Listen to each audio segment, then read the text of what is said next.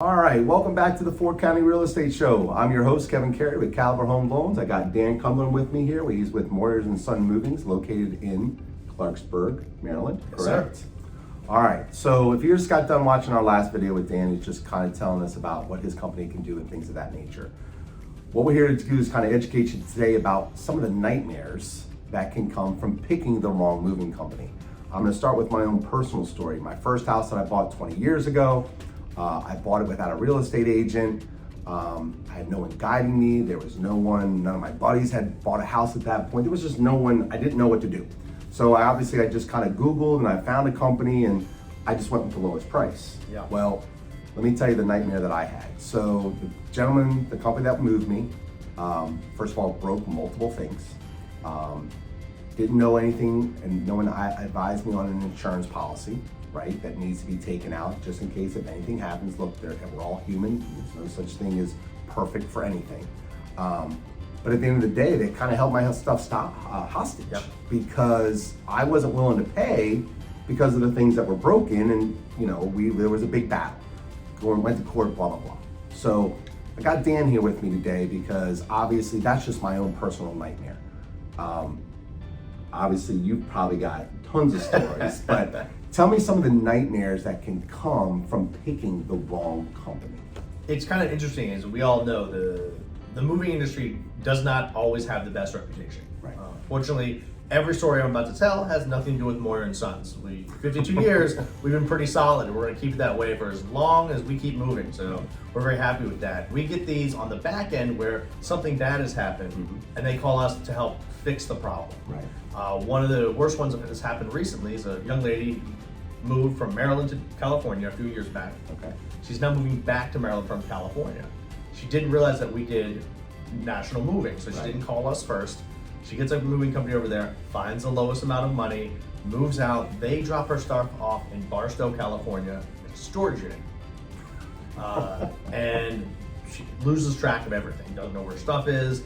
She's already paid them up front, and they called her about a week and a half later from when they were supposed to drop the stuff off at her house in Maryland. And they said it's gonna cost you $4,000 for your stuff to get taken out of the storage unit and then delivered. And then plus on top of that, you have to pay for the storage unit. Or we don't do anything. All right, so let me get this straight. She called, Yep. paid for everything up front, Yes. and then they hit her with, oh, by the way, it's an extra $4K plus storage fees in order to get her stuff. Just to get her stuff back out. Gotcha. All right, give me another one. Okay, so that's absolutely horrendous. Another one, and this is where making sure you do the research on who you're having move you. This lady walks out. This is in Potomac. This is right here, one of the wealthier areas in Maryland. She walks out and she sees her neighbors moving. So she walks up to the truck, talks to the driver of that truck, and says, "I need to move her in 2 weeks." Guy's like, "Absolutely, I have you covered." Well, a lot of movers use third-party movers. Okay. So the people don't actually work for the company. Ooh. Most people work for Moyer and Sons. You know, because they're wearing all these shirts. But she was out, and the guy says, "Absolutely, I'm here in 2 weeks." So he had the big truck, he had the massive crew, he was all good.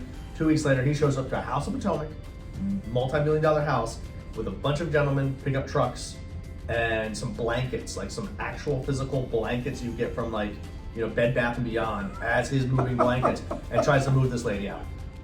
All right, so make sure I got this straight. So if you're dealing with a company that's not reputable, they are contracting out the help. Correct. They provided the truck for the neighbor, which made it look very nice, professionally done, everything else, but went directly to the driver who was actually thinking, okay, well, I can cut out the company that hired me, Absolutely. had no truck, and just showed up with a pickup truck. Yes, a couple of them. Gotcha. Okay. Yeah. All right. So obviously we can go on forever with stories, but what are some of the things like, do they have to be licensed? What licenses am I looking for? How do I know that if I don't know really what I'm looking for?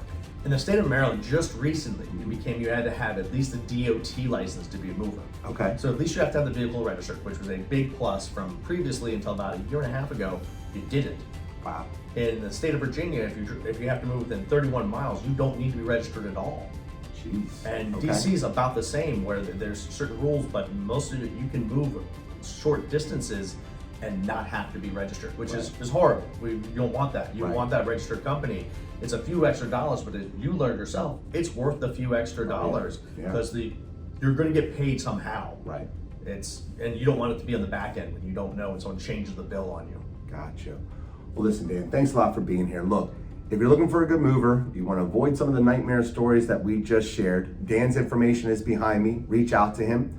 If you like what you heard, then hit the subscribe button down below. Dan, thank you again for being here. And you guys have yourself a great day. Appreciate it. Bye-bye.